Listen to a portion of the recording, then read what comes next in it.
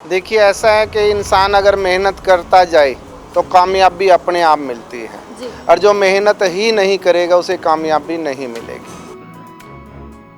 पहले मैं नौकरी करता था, जी। नौकरी में मुझे अच्छा नहीं लगा तो मैंने नर्सरी का लाइसेंस लिया जी। और लाइसेंस लेने के बाद लवली नर्सरी मैंने शुरू कर दी। ये सारे मसालों वाले प्लांट हैं, जैसे लौंग है, कड़ी पत्ता है, दालचीनी है, हींग है, ये आल स्पाइसेस का पेड़ है।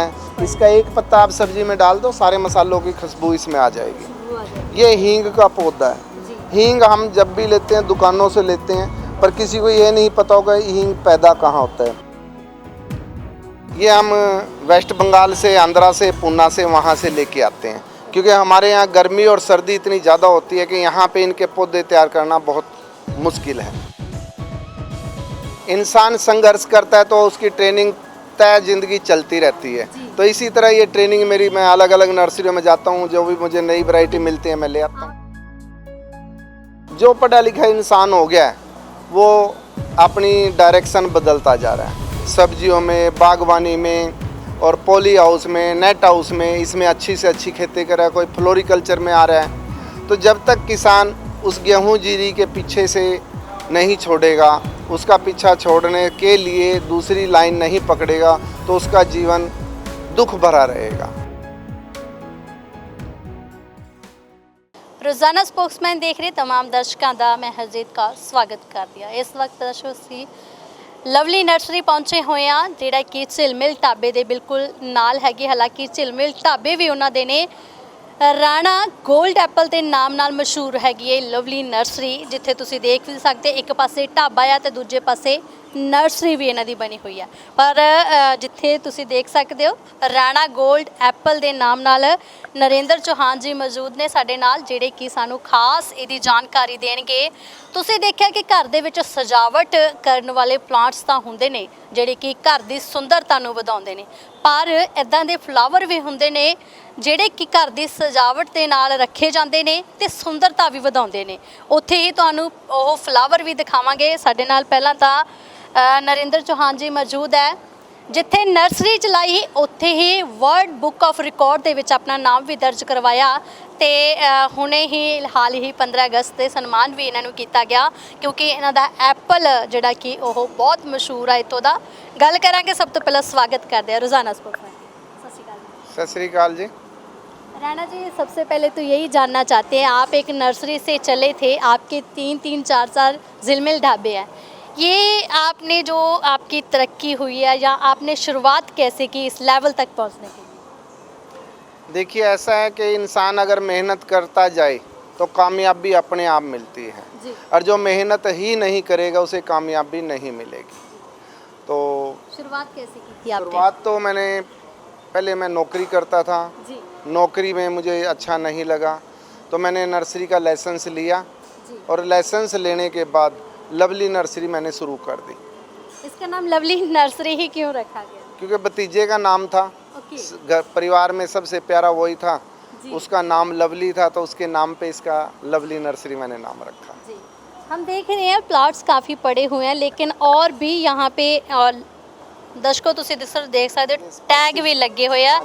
ਸਪਾਈਸੀ ਮਸਾਲਿਆਂ ਦੀ ਜੇ ਗੱਲ ਕਰੀਏ ਉਹਨਾਂ ਦੇ ਪਲਾਂਟਸ ਹੈਗੇ ਆ ਔਰ ਨਾ ਹੀ ਫਲਾਵਰਸ ਦੇ ਪਲਾਂਟ ਆ। ਪਹਿਲਾਂ ਤਾਂ ਅਸੀਂ ਮਸਾਲਿਆਂ ਦੀ ਹੀ ਗੱਲ ਕਰਦੇ ਹਾਂ, ਤਾਂ ਇਹ ਤੁਸੀਂ ਜਿਹੜੇ ਲਗਾਏ ਹੋਏ ਆ, ਕਿਵੇਂ ਪਲਾਂਟ ਜਿਹੜੇ ਤੁਸੀਂ ਸ਼ੁਰੂ ਕੀਤੇ ਹੈਗੇ ਆ ਇੱਥੇ ਜਿਹੜੇ ਲਾਏ ਹੋਏ ਆ ਪੂਰੇ? ये सारे मसालों वाले प्लांट हैं, जैसे लौंग है, कड़ी पत्ता है, दालचीनी है, हींग है, ये आल स्पाइसेस का पेड़ है।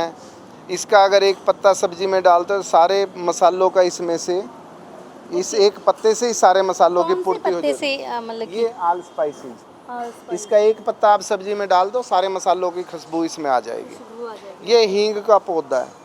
हींग हम जब भी लेते हैं दुकानों से लेते हैं, पर किसी को ये नहीं पता होगा हींग पैदा कहाँ होता है। हींग पेड़ पे गोंद के रूप में लगता है। ओरिजिनल हींग वही होता है जिसमें पूरी खुशबू होती है और बहुत ज़्यादा फायदेमंद होता है। बाई के लिए, गठिया के लिए और हाजमे के लिए हींग सबसे अच्छा होता है। तो प्योर हींग अगर इसका पौधा लगा ले तो अपने आप अपने घर पे आप पैदा कर सकते हैं। ये आप जो मतलब कि प्लांट्स लेके कहाँ से आते हैं, कैसे इसको मतलब कि आप बनाते हैं? ये हम वेस्ट बंगाल से, आंध्रा से, पूना से, वहाँ से लेके आते हैं, क्योंकि हमारे यहाँ गर्मी और सर्दी इतनी ज़्यादा होती है कि यहाँ पे इनके पौधे तैयार करना बहुत मुश्किल है। इसलिए वहाँ तैयार होते हैं, वहाँ बड़ी बड़ी नर्सरियाँ, तो वहाँ से हम लेकर के आते हैं। और ये लौंग का और दालों का भी किया हुआ है? हाँ जी, हाँ जी, ये लौंग है, दालचीनी है, ये भी सारे यहाँ पे पैदा हो रहे हैं, तेज पत्ते का है, जी। तो ये सब अपने यहाँ कामयाब हैं। कितना टाइम हो गया आपको ये लवली नर्सरी चलाते हुए? ये 90 से मैं लवली नर्सरी कर रहा हूँ। ओके। हाँ जी, हाँ जी। सो इधर भी दर्शकों तुसी देखो कि ये जेरेनियम की वैरायटी है, अलग अलग वैरायटी है, देखो कोई लाल है, पिंक है, येलो है, इस तरह से। ਜੀ तो ये नीम बेल आगे फुੱਲੋं वाली। ਕਿੰਨੀਆਂ ਵੈਰਾਈਟੀਆਂ ਦੇ ਫੁੱਲ ਹੈਗੇ ਜਿਹੜੇ ਤੁਹਾਡੇ ਕੋਲ ਇੱਥੇ ਇਸ ਸਮੇਂ ਮੌਜੂਦ ਹੈ ਕਿ ਜਿਹੜੇ ਕਿ ਘਰ ਦੀ ਸਜਾਵਟ ਲਈ ਹੀ ਰੱਖੇ ਜਾਂਦੇ ਨੇ? सैकड़ों वैरायटी के हैं, सीजनल भी तैयार करते हैं और ये परमानेंट फ्लावर्स हैं। डिमांड किसकी ज़्यादा होती है फिर? सीजन में सीजनल की होती हैं Okay. और बाकी परमानेंट वाले तो सारे साल बिकते रहते हैं। जी आपने ये झिलमिल ढाबे के पास ही रखा हुआ है, यहाँ पे भी फिर लोग लेने आते हैं यहाँ? हाँ जी, हाँ जी। पहले नर्सरी, मेन नर्सरी जो हमारी लवली नर्सरी थी, पहले वहाँ थे। अभी फिर यहाँ पे कुछ एक लोग कहते थे हमें पौधे चाहिए, जो सजावट के लिए हम पौधे रखते ना, उन्हें देख के पौधे कहते, लोग कहते थे ये पौधा हमें मंगवा दो, वहाँ से मंगवाना पड़ता था। इसलिए हमने यहाँ पे भी नर्सरी का काम शुरू कर दिया। आप पौधे तो देते थे लेकिन आपने तो गमले भी रखे हुए, यहीं से फिर गमले भी देते हैं? देखिए ऐसा है, अगर सिर्फ पौधे पौधे रखेंगे तो फिर गमला लेने उसे कहीं और भटकना पड़ेगा। जी, अब उसकी सारी चॉइस यहीं पूरी हो जाती है, अच्छे से अच्छा गमला भी पसंद कर लेता है और उसमें हम पौधा लगा के भी दे देते हैं। जी ये तैयार करवाते हैं या फिर मतलब कि नहीं, ये क्या कंपनी के हैं सारे पौधे, जितने भी गमले हैं ना, पॉट, ये कंपनी के हैं, हम यहाँ नहीं तैयार करते, उन्हीं से आते हैं। मतलब कि आपका बुक ऑफ रिकॉर्ड में भी नाम है, वर्ल्ड बुक ऑफ रिकॉर्ड में, और नेशनल अवार्डेड भी है, फिर किस चीज़ में बुक आप? में नहीं, बुक ऑफ अवार्ड में अभी नाम नहीं आया, बस नेशनल अवार्ड जरूर मिला है। एप्पल मैन हरियाणा का मुझे खिताब मिला है। ओके अभी पिंजौर में मैंगो मेला लगा था, उसमें भी फर्स्ट प्राइज़ मिला है। जी और 15 अगस्त पे भी अब सम्मान पत्र मुझे मिला था। ओके। और वो भी एप्पल में मिला या और मैंगो में भी मिला? एप्पल में सम्मान पत्र एप्पल में मिला जी। है और मैंगो मेले में, मैंगो में मैं कहाँ जब लगा फर्स्ट था आया मेला था, जहाँ पे? पिंजौर में लगा था। पंजौर में। हाँ, कौन सी वैरायटी के आम आप लेके गए थे? मैं उसमें 5-6 वैरायटी लेके गया था। अरुणिमा लेके गया था, मल्लिका लेके गया था जी। और बारामासी और राम केला, जो मुझे लगा भी औरों से अच्छे मेरे पास है, वो मैं लेके गया था।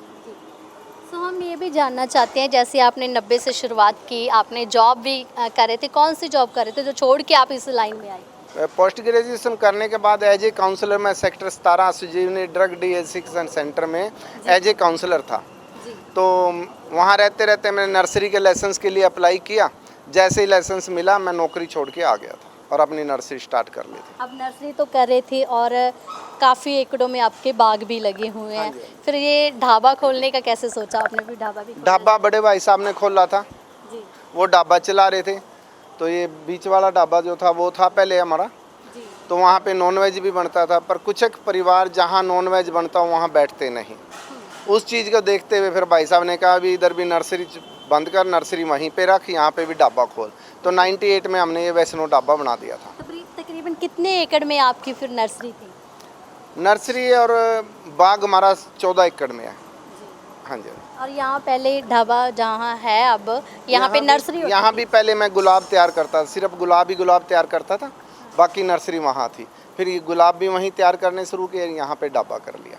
हम ये भी देख रहे हैं कि अगर किसी भी वैरायटी की बात करें तो आप ही की नर्सरी में मिलती है। कई ऐसे पौधे जहाँ की जो किसी ने देखे ही नहीं होते और आपके यहाँ पे मिलते हैं। मतलब कि कैसे इसके अपने लेसन ही लिए या ट्रेनिंग भी ली, कैसे शुरू किया इतना बड़ा कारोबार? देखो, जब इंसान संघर्ष करता है तो उसकी ट्रेनिंग तय ज़िंदगी चलती रहती है। तो इसी तरह ये ट्रेनिंग मेरी, मैं अलग अलग नर्सरियों में जाता हूँ, जो भी मुझे नई वैरायटी मिलती है मैं ले आता हूँ। आपने सीधा ही शुरू करे, तजर्बा कैसे लिया फिर? क्या तजर्बे के बिना तो कुछ भी नहीं मुमकिन होता है? देखिए ऐसा है कि तजर्बा मैंने फ्रूट का पहले से लिया हुआ था, कि हमारे पिताजी ने पहले से आम का और अमरूद का बाग लगाया हुआ था। ओके तो पिताजी हमारे आम के पौधे भी तैयार करते थे, वहाँ से मुझे तजर्बा बचपन से ही मिलता रहा। ओके और एक खेती करने वाला जो इंसान होता है उस पे खेती करने की तजर्बा सारा होता ही है। जी, तो ये मेरा पैतृक तजर्बा था जिसको मैंने आगे बढ़ाया नर्सरी के रूप में। मतलब कि पैंतरा मारा था आपने, हाँ जी, हाँ जी। अब पूरा चल रहा है। बिल्कुल। जी, नरेंद्र जी, हम ये भी जानना चाहते हैं कि अक्सर आप भी किसान हैं, किसानी से ही आपने कह सकते हैं शुरुआत की है, लेकिन हैरानगी की बात है कि किसान अभी 2 फसलों पे ही रह जाता है। वो सोचता नहीं है कि हमें और क्या क्या लगाना चाहिए। अगर आपके सुझाव की बात करें तो किसानों को ये 2-3 फसलों के अलावा और क्या क्या करना चाहिए जिसमें उसको अच्छा मुनाफा मिल सके? देखिए, किसान आजकल पढ़ा लिखा भी हो गया है। जो पढ़ा लिखा इंसान हो गया है वो अपनी डायरेक्शन बदलता जा रहा है, सब्जियों में, बागवानी में और पॉली हाउस में, नेट हाउस में, इसमें अच्छी से अच्छी खेती कर रहा है, कोई फ्लोरिकल्चर में आ रहा है। तो जब तक किसान उस गेहूं जीरी के पीछे से नहीं छोड़ेगा, उसका पीछा छोड़ने के लिए दूसरी लाइन नहीं पकड़ेगा, तो उसका जीवन दुख भरा रहेगा। हम देखते हैं कि कई किसान सुसाइड तक भी करते हैं, जी, क्योंकि एक बार अगर उसका नुकसान हो गया तो वो कई 4-5 साल तक जाके पूरा नहीं होता।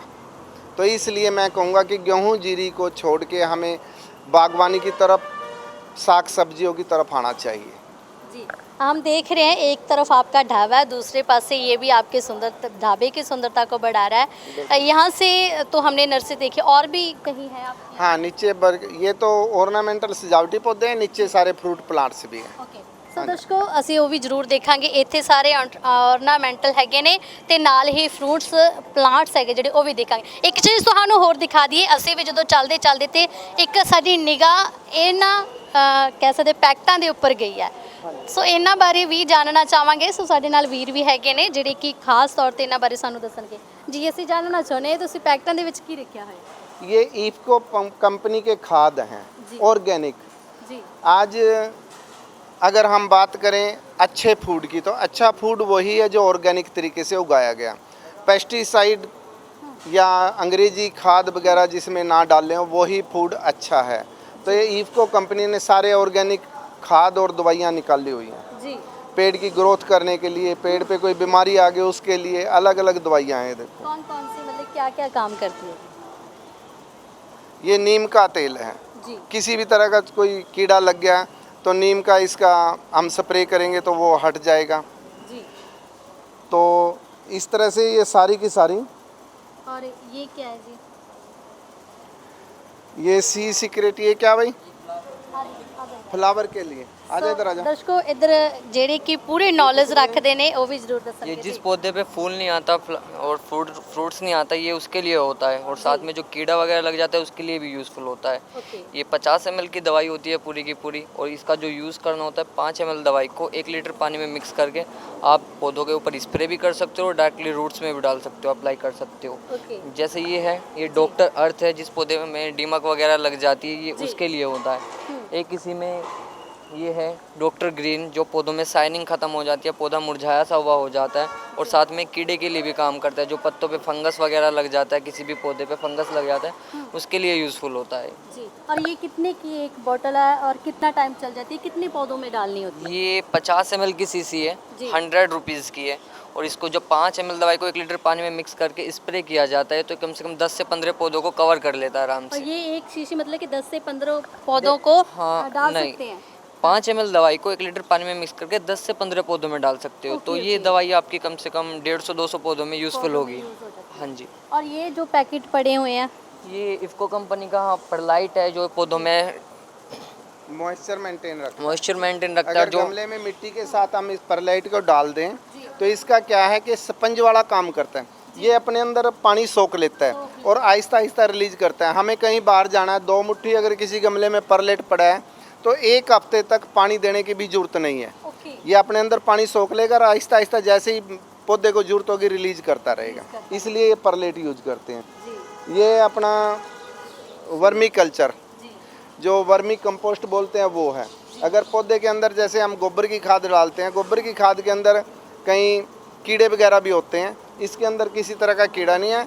और अगर हम वर्मी कंपोस्ट पौधे में डाल दें तो उसके अंदर कीड़े अपने आप भी, जो वर्म का स्वाइप होता है उसकी वजह से अपने आप भाग जाते हैं। ओके, मतलब कि कह सकते ऑर्गेनिक तरीके ਦੇ ਨਾਲ ਜੇ ਅਸੀਂ ਖੇਤੀ प्रोडक्ट है ये सारे। ਤੇ ਇਹ ਉਹ ਪ੍ਰੋਡਕਟ ਨੇ ਜਿਹੜੇ ਕਿਸੇ ਵਰਤੋਂ ਦੇ ਨਾਲ ਫਲ ਫੂਡ ਤੇ ਸਬਜ਼ੀਆਂ ਲੈ ਸਕਦੇ ਹਾਂ। बिल्कुल ले सकते हैं। ਸੋ ਨਾਲ ਹੀ ਦੂਸਰੇ ਪਾਸੇ ਇੱਧਰ ਵੀ ਤੁਸੀਂ ਦੇਖ ਸਕਦੇ ਹੋ ਪਲਾਂਟਸ ਲੈਣ ਵੀ ਆ ਰਹੇ ਨੇ। ਇੱਧਰ ਕੈਕਟਸ ਵੀ ਪਏ ਹੋਏ ਨੇ। ਇਹ ਜਿਹੜੇ ਪਲਾਂਟਸ ਹੈਗੇ ਘਰ ਦੀ ਸੁੰਦਰਤਾ ਨੂੰ ਵਧਾਉਣ ਲਈ ਪਏ ਹੋਏ ਨੇ। ਔਰ ਇੱਧਰ ਵੀ ਤੁਸੀਂ ਰੱਖਿਆ ਹੋਇਆ, ਇਹ ਕੀ ਰੱਖਿਆ ਹੋਇਆ? ये काली गेहूं और काली चावल अपने काला गेहूं और काले चावल अपने फार्म पे हम उगाते हैं, वो रखे हुए हैं कस्टमर। ਸੋ ਇੱਧਰ ਤੁਸੀਂ ਦੇਖ ਸਕਦੇ ਹੋ ਦਰਸ਼ਕੋ, ਇਹ ਕਾਦੇ ਵਾਸਤੇ ਮਤਲਬ ਕਿ ਯੂਜ਼ ਹੁੰਦੇ ਨੇ? ਕਾਲੀ ਜਿਹੜੀ ਕਣਕ ਹੁੰਦੀ ਹੈ, ये काली गेहूं है, शुगर के लिए बहुत फायदेमंद होती है। ਓਕੇ ਜੀ। जैसे हम गेहूं की रोटी बनाते हैं और इसकी भी रोटी बना सकते हैं। प्योर भी ना बनाए, 50% वो मिला ले, 50% ये गेहूं मिला के अगर उसका आटा बनाया जाए तो बहुत ज़्यादा अच्छा रहेगा शुगर के मरीज के लिए। जिनको वीट की एलर्जी होती है तो वो भी जिनको कर वीट की एलर्जी है वो भी इसको यूज कर सकते हैं। ये ब्लैक राइस है। ਓਕੇ। ਸੋ ਦਰਸ਼ਕੋ ਬਲੈਕ ਰਾਈਸ ਵੀ ਤੁਸੀਂ ਦੇਖ ਸਕਦੇ ਹੋ ਇੱਥੇ ਹਾਂਜੀ। ਜਿਹੜੇ ਇਹਨਾਂ ਦਾ ਕੀ ਫਾਇਦਾ ਜੀ? ये शुगर का मरीज दूसरे राइस को नहीं खा सकता, बट शुगर का मरीज इस ब्लैक राइस को खा सकता है। ਓਕੇ तो ये शुगर की फेवर में है, एंटी फेवर नहीं है। ਜੀ। ਸੋ ਕਮਾਲ ਦੀ ਚੀਜ਼, ਇਹ ਵੀ ਤੁਸੀਂ ਆਪ ਹੀ ਉਗਾਈਆਂ? हाँ जी, अपने फार्म पे उगा के पैदा किए हैं। हाँ जी।